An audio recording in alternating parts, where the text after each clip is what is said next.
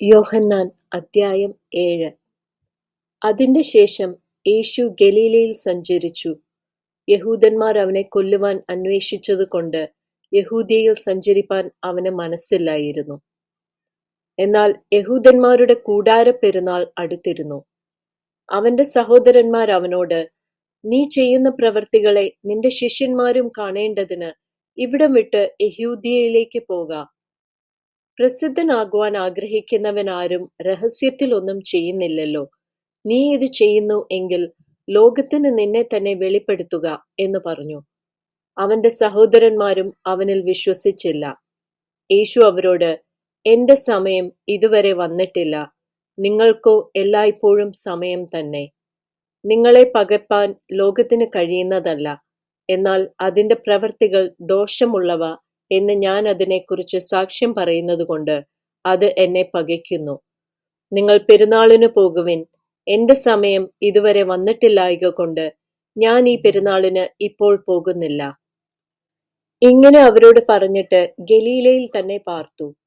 അവന്റെ സഹോദരന്മാർ പെരുന്നാളിന് പോയ ശേഷം അവനും പരസ്യമായിട്ടല്ല, രഹസ്യത്തിൽ എന്ന പോലെ പോയി.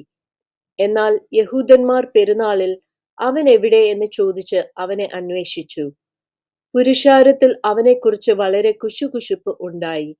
അവൻ നല്ലവനെന്ന് ചിലരും, അല്ല, അവൻ പുരുഷാരത്തെ വഞ്ചിക്കുന്നു എന്ന് മറ്റു ചിലരും പറഞ്ഞു.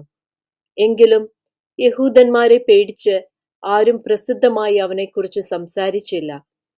പെരുന്നാൾ പാതി കഴിഞ്ഞ ശേഷം യേശു ദൈവാലയത്തിൽ ചെന്ന് ഉപദേശിച്ചു. വിദ്യാഭ്യാസം ചെയ്യാത്ത ഇവൻ ശാസ്ത്രം അറിയുന്നത് എങ്ങനെ എന്ന് യഹൂദന്മാർ പറഞ്ഞ് ആശ്ചര്യപ്പെട്ടു. യേശു അവരോട് ഉത്തരം പറഞ്ഞത്, എന്റെ ഉപദേശം എന്റേതല്ല, എന്നെ അയച്ചവന്റേതത്രേ. അവന്റെ ഇഷ്ടം ചെയ്യുവാൻ ഇച്ഛിക്കുന്നവൻ ഈ ഉപദേശം ദൈവത്തിൽ നിന്നുള്ളതോ ഞാൻ സ്വയമായി പ്രസ്താവിക്കുന്നതോ എന്ന് അറിയും. സ്വയമായി പ്രസ്താവിക്കുന്നവൻ സ്വന്തം മഹത്വം അന്വേഷിക്കുന്നു. തന്നെ അയച്ചവന്റെ മഹത്വം അന്വേഷിക്കുന്നവൻ സത്യവാനാകുന്നു, നീതികേട് അവനിൽ ഇല്ല. മോശ നിങ്ങൾക്ക് ന്യായപ്രമാണം തന്നിട്ടില്ലയോ? എങ്കിലും നിങ്ങളിൽ ആരും ന്യായപ്രമാണം ആചരിക്കുന്നില്ല.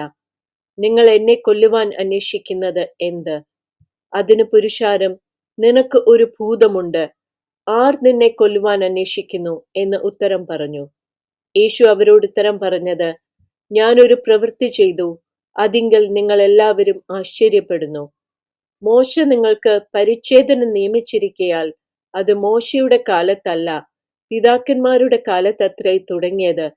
നിങ്ങൾ ശബ്ബത്തിൽ മനുഷ്യനെ പരിച്ഛേദന കഴിക്കുന്നു. മോശയുടെ ന്യായപ്രമാണത്തിന് നീക്കം വരാതിരിപ്പാൻ ശബ്ബത്തിലും മനുഷ്യൻ പരിച്ഛേദന ഏൽക്കുന്നു എങ്കിൽ, ഞാൻ ശബ്ബത്തിൽ ഒരു മനുഷ്യനെ മുഴുവനും സൗഖ്യമാക്കിയതിനാൽ എന്നോട് ഈർഷ്യപ്പെടുന്നുവോ?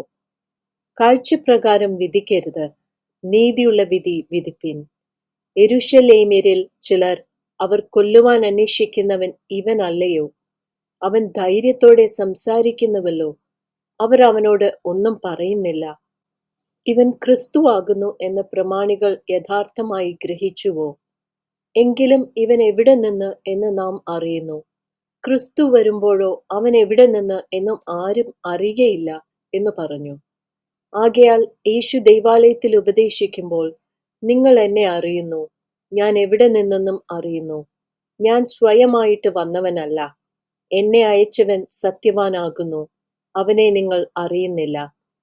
ഞാൻ അവന്റെ അടുക്കൽ നിന്ന് വന്നതുകൊണ്ടും അവൻ എന്നെ അയച്ചതുകൊണ്ടും ഞാൻ അവനെ അറിയുന്നു എന്ന് വിളിച്ചു പറഞ്ഞു. ആകയാൽ അവർ അവനെ പിടിപ്പാൻ അന്വേഷിച്ചു, എങ്കിലും അവന്റെ നാഴിക വന്നിട്ടില്ലായ്കയാൽ ആരും അവന്റെ മേൽ കൈവച്ചില്ല. പുരുഷാരത്തിൽ പലരും, ക്രിസ്തു വരുമ്പോൾ ഇവൻ ചെയ്തതിൽ അധികം അടയാളം ചെയ്യുമോ എന്ന് പറഞ്ഞ് അവനിൽ വിശ്വസിച്ചു. പുരുഷാരം അവനെക്കുറിച്ച് ഇങ്ങനെ കുശുകുശുക്കുന്നു എന്ന് പരീശന്മാർ കേട്ടാറെ അവനെ പിടിക്കേണ്ടതിന് മഹാപുരോഹിതന്മാരും പരീശന്മാരും ചേവകരെ അയച്ചു. യേശുവോ, ഞാൻ ഇനി കുറെ നേരം നിങ്ങളോട് കൂടെ ഇരിക്കുന്നു, പിന്നെ എന്നെ അയച്ചവന്റെ അടുക്കൽ പോകുന്നു. നിങ്ങൾ എന്നെ അന്വേഷിക്കും, കണ്ടെത്തുകയില്ല താനും. ഞാൻ ഇരിക്കുന്നിടത്ത് നിങ്ങൾക്ക് വരുവാൻ കഴിയുകയുമില്ല എന്ന് പറഞ്ഞു. അത് കേട്ടിട്ട് യഹൂദന്മാർ, നാം കണ്ടെത്താതെ വണ്ണം ഇവൻ എവിടേക്ക് പോകുവാൻ ഭാവിക്കുന്നു? യവനന്മാരുടെ ഇടയിൽ ചിതറിപ്പാർക്കുന്നവരുടെ അടുക്കൽ പോയി യവനരെ ഉപദേശിപ്പാൻ ഭാവമോ?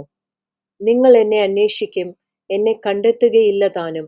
ഞാൻ ഇരിക്കുന്നിടത്ത് നിങ്ങൾക്ക് വരുവാൻ കഴിയുകയുമില്ല എന്ന് ഈ പറഞ്ഞ വാക്ക് എന്ത് എന്ന് തമ്മിൽ തമ്മിൽ പറഞ്ഞു. ഉത്സവത്തിന്റെ മഹാദിനമായ ഒടുക്കത്തെ നാളിൽ യേശു നിന്നുകൊണ്ട്, ദാഹിക്കുന്നവനെല്ലാം എന്റെ അടുക്കൽ വന്ന് കുടിക്കട്ടെ. എന്നിൽ വിശ്വസിക്കുന്നവന്റെ ഉള്ളിൽ നിന്ന് തിരുവെഴുത്ത് പറയുന്നത് പോലെ ജീവജലത്തിന്റെ നദികൾ ഒഴുകും എന്ന് വിളിച്ചു പറഞ്ഞു. അവൻ ഇത് തന്നിൽ വിശ്വസിക്കുന്നവർക്ക് ലഭിപ്പാനുള്ള ആത്മാവിനെക്കുറിച്ചാകുന്നു പറഞ്ഞത്. യേശു അന്ന് തേജസ്കരിക്കപ്പെട്ടിട്ടില്ലായ്കയാൽ ആത്മാവ് വന്നിട്ടില്ലായിരുന്നു. പുരുഷാരത്തിൽ പലരും ആ വാക്ക് കേട്ടിട്ട്, ഇവൻ സാക്ഷാൽ ആ പ്രവാചകനാകുന്നു എന്ന് പറഞ്ഞു. വേറെ ചിലർ, ഇവൻ ക്രിസ്തു തന്നെ എന്നും, മറ്റു ചിലർ, ഗലീലയിൽ നിന്നോ ക്രിസ്തു വരുന്നത്? ദാവീദിന്റെ സന്തതിയിൽ നിന്നും ദാവീദ് പാർത്ത ഗ്രാമമായ ബേത്ലഹേമിൽ നിന്നും ക്രിസ്തു വരുന്നു എന്ന് തിരുവെഴുത്ത് പറയുന്നില്ലയോ എന്നും പറഞ്ഞു. അങ്ങനെ പുരുഷാരത്തിൽ അവനെ ചൊല്ലി ഭിന്നതയുണ്ടായി. അവരിൽ ചിലർ അവനെ പിടിപ്പാൻ ഭാവിച്ചു എങ്കിലും ആരും അവന്റെ മേൽ കൈവച്ചില്ല. ചേവകർ മഹാപുരോഹിതന്മാരുടെയും പരീശന്മാരുടെയും അടുക്കൽ മടങ്ങി വന്നപ്പോൾ അവർ അവരോട്, നിങ്ങൾ അവനെ കൊണ്ടുവരാഞ്ഞത് എന്ത് എന്ന് ചോദിച്ചതിന്, ഈ മനുഷ്യൻ സംസാരിക്കുന്നത് പോലെ ആരും ഒരു നാളും സംസാരിച്ചിട്ടില്ല എന്ന് ചേവകർ ഉത്തരം പറഞ്ഞു. പരീശന്മാർ അവരോട്, നിങ്ങളും തെറ്റിപ്പോയോ? പ്രമാണികളിലാകട്ടെ പരീശന്മാരിലാകട്ടെ ആരെങ്കിലും അവനിൽ വിശ്വസിച്ചിട്ടുണ്ടോ?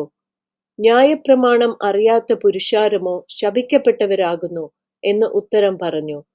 അവരിൽ ഒരുത്തനായി മുമ്പേ അവന്റെ അടുക്കൽ വന്നിരുന്ന നിക്കോദെമോസ് അവരോട്, ഒരു മനുഷ്യന്റെ വാമൊഴി ആദ്യം കേട്ടു, അവൻ ചെയ്യുന്നത് ഇന്നത് എന്ന് അറിഞ്ഞിട്ടല്ലാതെ നമ്മുടെ ന്യായപ്രമാണം അവനെ വിധിക്കുന്നുവോ എന്ന് പറഞ്ഞു.